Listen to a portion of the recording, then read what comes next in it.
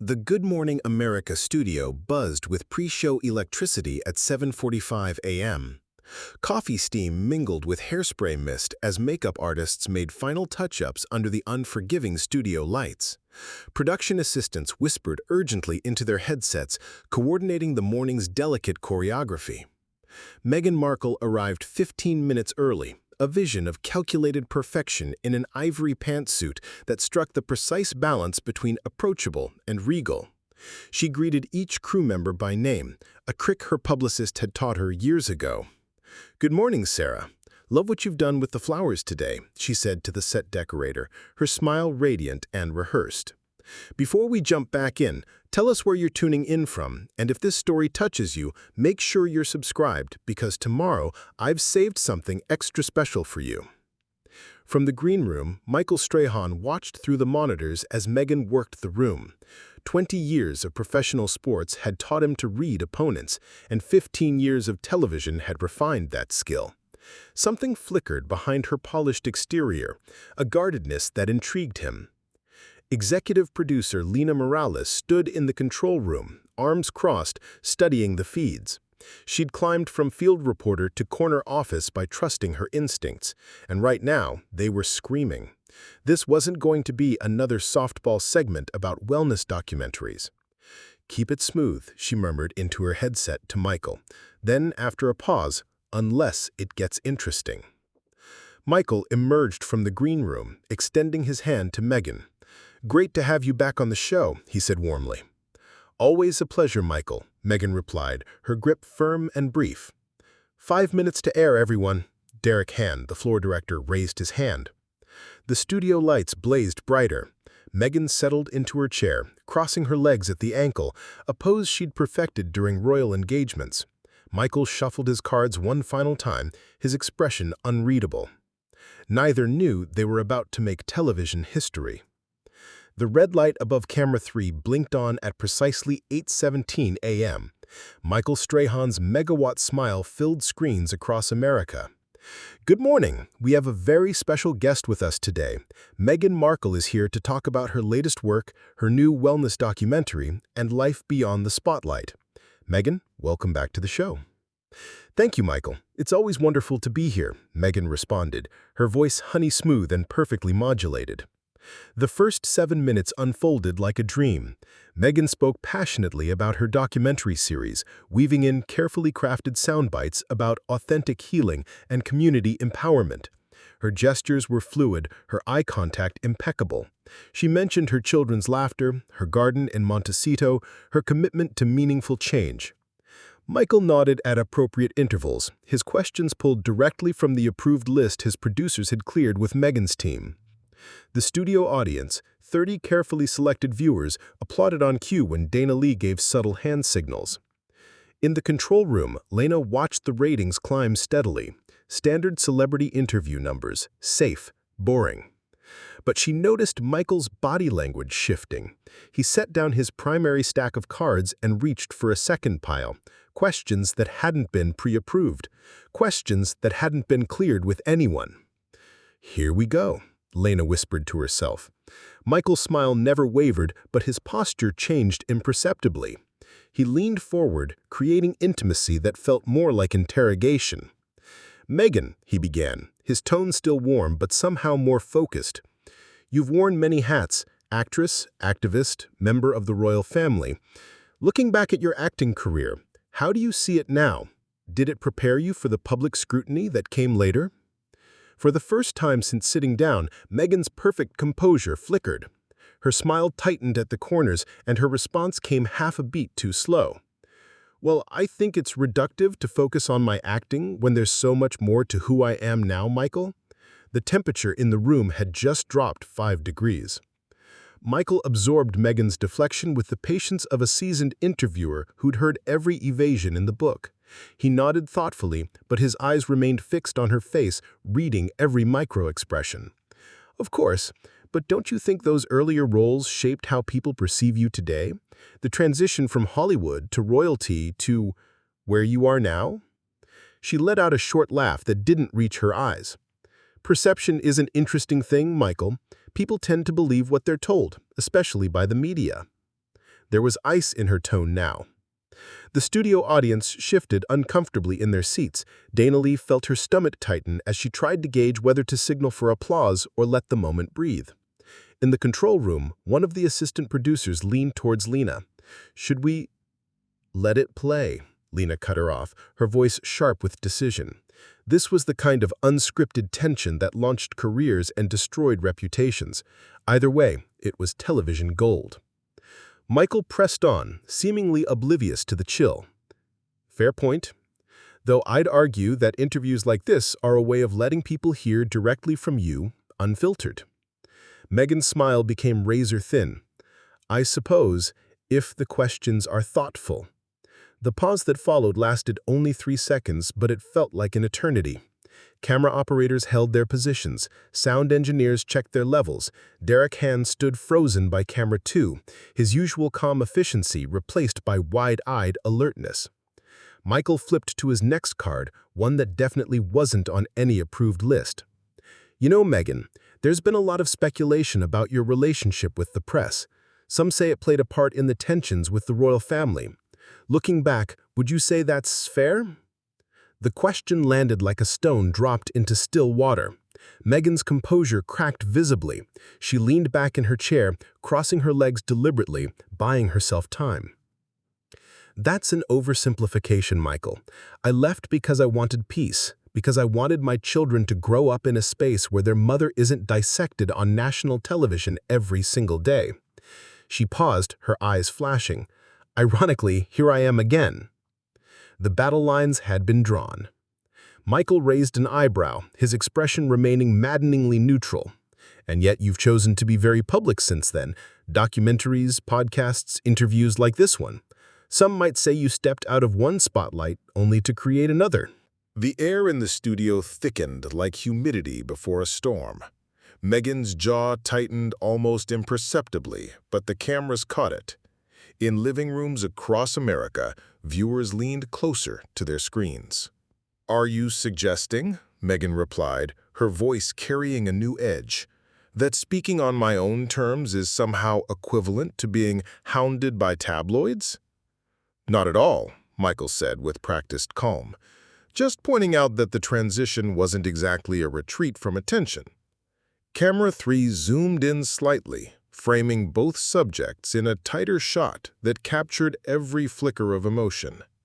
Derek Hahn's hand hovered over his headset, ready to signal a commercial break if things spiraled completely out of control. "Unlike tabloids," Meghan shot back, her composure beginning to fray at the edges. "I get to choose the narrative.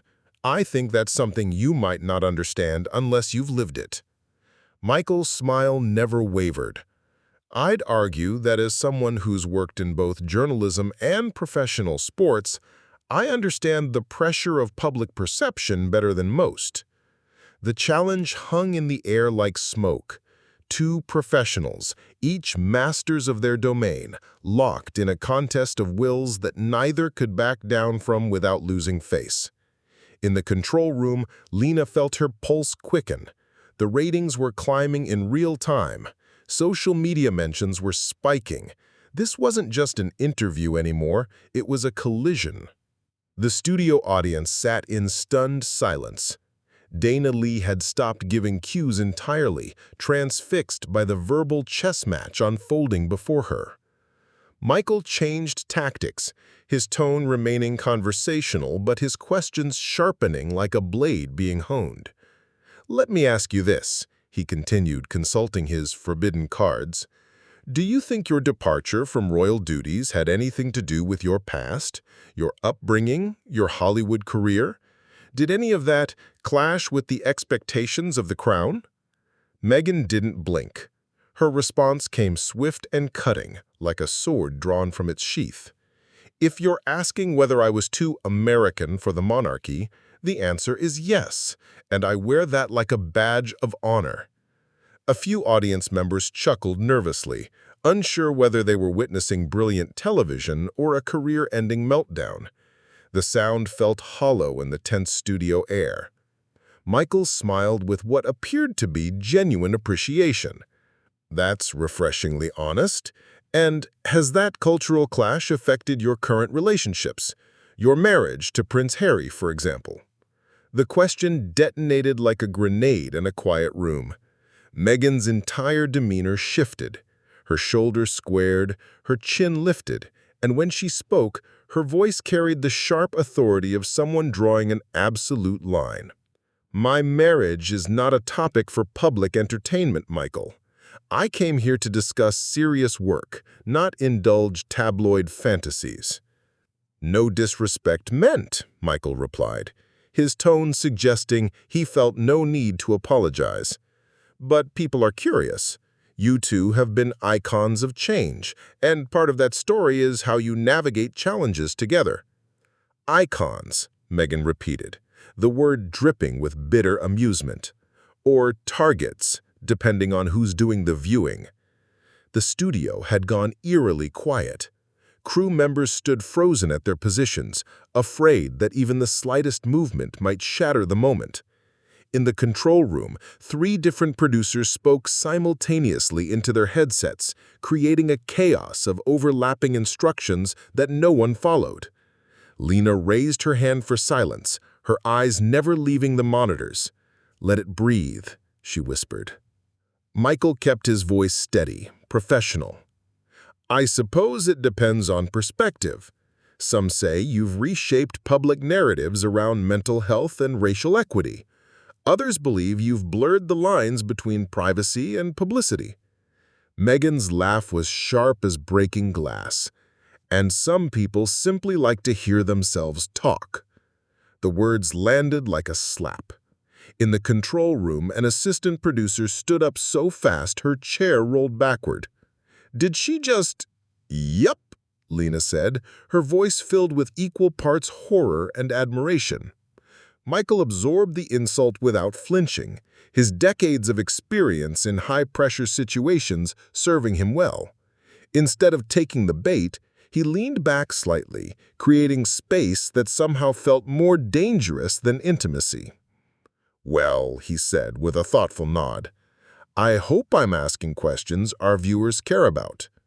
And I hope they care about things that matter, Meghan retorted, her arms folding defensively across her chest. Like mental health advocacy, not manufactured drama. The audience could feel the shift. This wasn't entertainment anymore. This was 2 public figures having a very real, very personal conflict on live television, and everyone in the room knew they were witnessing something unprecedented. Michael flipped to what everyone sensed would be his final card, the nuclear option. Speaking of things that matter, he said, his tone deceptively casual, let's talk about the lucrative media deals you've signed since leaving royal life. Netflix, Spotify, book contracts. Some have estimated these deals at over $100 million. How do you reconcile that level of commercial engagement with your stated desire for privacy and peace? The studio went dead silent. Even the ambient hum of cameras seemed to quiet. Meghan stared at Michael for a full 5 seconds, an eternity in television time, her face cycling through expressions too quickly to catalog. When she finally spoke, her voice was deadly quiet. Are you seriously suggesting that using my voice to tell stories that matter is somehow inconsistent with protecting my family's privacy? I'm suggesting, Michael replied with surgical precision, that visibility on that scale inherently comes with scrutiny, and perhaps that scrutiny isn't entirely unfair. Meghan leaned forward, her eyes blazing. You walked into this interview with your narrative already written, didn't you? Before I even sat down, you decided what story you wanted to tell. Derek Hahn caught Lena's eye through the control room window. She held up one finger. One more exchange. Then they'd have to cut to commercial or risk losing control of the broadcast entirely. But deep down, she knew it was already too late for control. They were in freefall now, and all they could do was point the cameras and hold on. Michael's composure never wavered, but something shifted in his eyes, a recognition that they'd moved beyond the realm of celebrity interviews into something rawer and more consequential. Actually, Meghan, I walked in here with questions. What narrative emerges depends entirely on the answers. Bullshit, Meghan said, the word cutting through the studio air like a knife. A collective gasp rippled through the audience. In 30 years of live television, Derek Hahn had never heard a guest swear so directly at a host. Michael's eyebrows rose slightly, the first crack in his professional facade. That's certainly one perspective.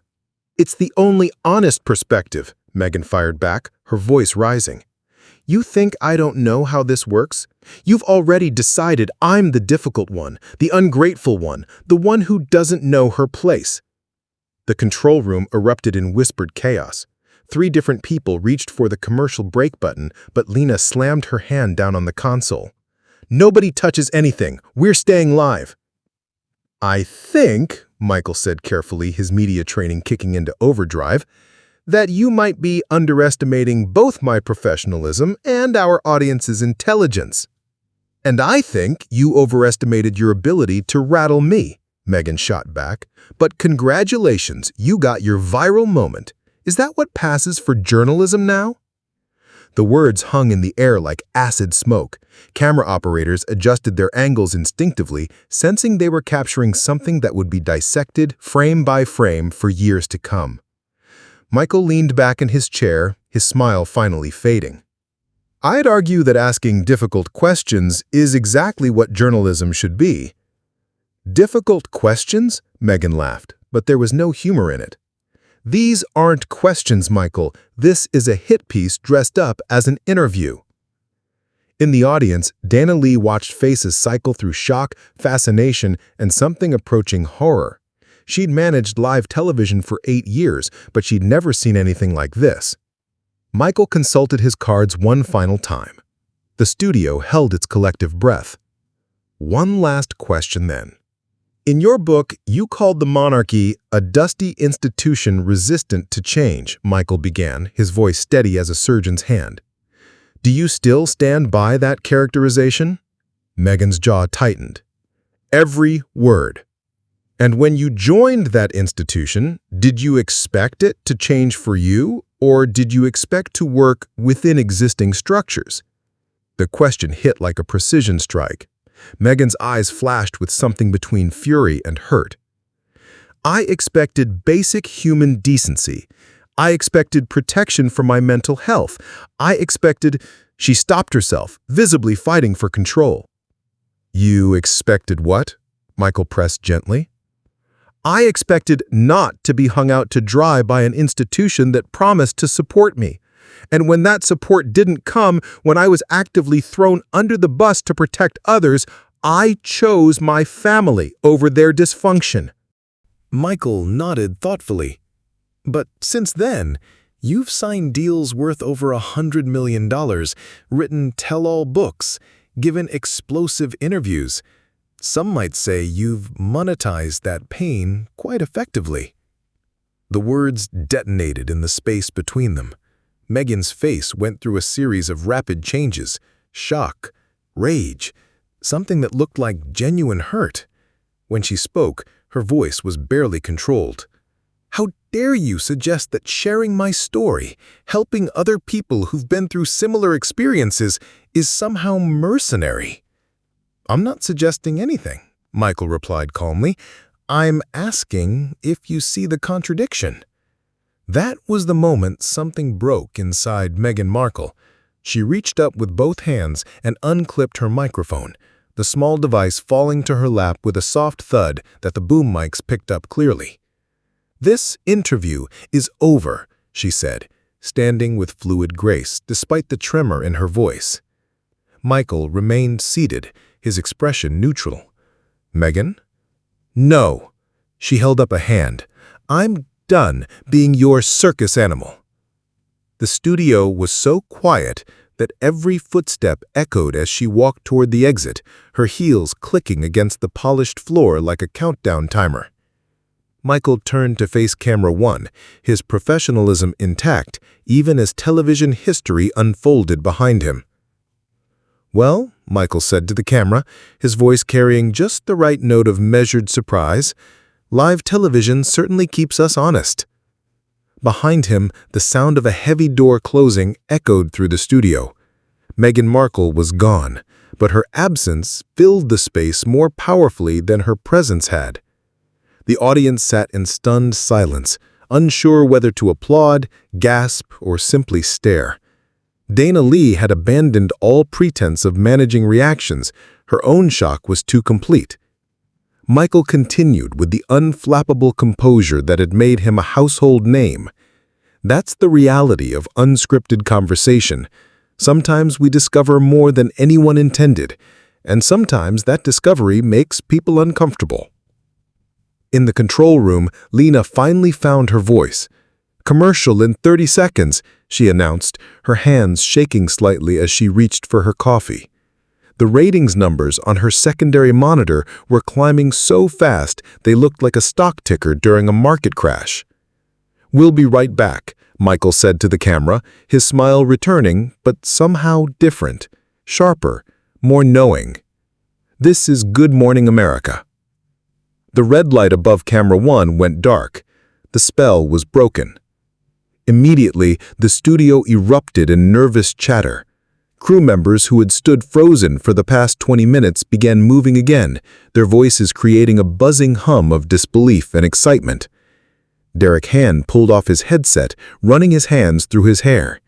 "In 15 years of live TV, I have never seen anything like that." But Michael remained in his chair, calmly reviewing his notes as if nothing extraordinary had happened. When a makeup artist approached to touch up his face for the next segment, he waved her away. "I'm good," he said simply. Across the studio, the guest chair sat empty, a single clip-on microphone lying abandoned on the cushion, the only evidence that Meghan Markle had been there at all. The commercial break would last 4 minutes. In that time, the clip would already be uploaded to YouTube, trending on Twitter, and dissected by a dozen news outlets. The interview was over. The aftermath was just beginning. Within 37 minutes of Meghan's walkout, #MarkleStrahan was trending worldwide. The clip, all 14 minutes of escalating tension, had been uploaded to 17 different platforms before the show even ended. In Meghan's Montecito home, her crisis management team worked frantically. Her publicist drafted 3 different statements, each calibrated for maximum damage control. The final version, released 2 hours after the interview, read, "Ms. Markle walked away from an interview that prioritized sensationalism over substance. She remains committed to meaningful dialogue that serves the public good." Michael's response came during GMA's next commercial break, delivered to a hastily assembled camera crew. "I asked legitimate questions that millions of Americans wanted answered. If that made someone uncomfortable, perhaps they should examine why." The internet exploded. #Team Meghan and #Team Michael divided social media into warring camps. Reaction videos flooded YouTube within hours. Body language experts dissected every gesture. Media scholars debated whether Michael had crossed ethical lines or simply done his job. In the control room, Lena finally found her voice. Viewership numbers that defied belief. The clip had generated more engagement in 4 hours than most celebrity interviews managed in a month. Her phone buzzed incessantly, network executives, competing shows, talent agents, all wanting to capitalize on the moment. But the human cost was becoming apparent. Meghan's team reported she'd received death threats. Michael faced accusations of targeting a woman of color with deliberately hostile questioning. The discourse grew uglier by the hour. Derek Han, reviewing the footage for the 5th time, noticed something others had missed.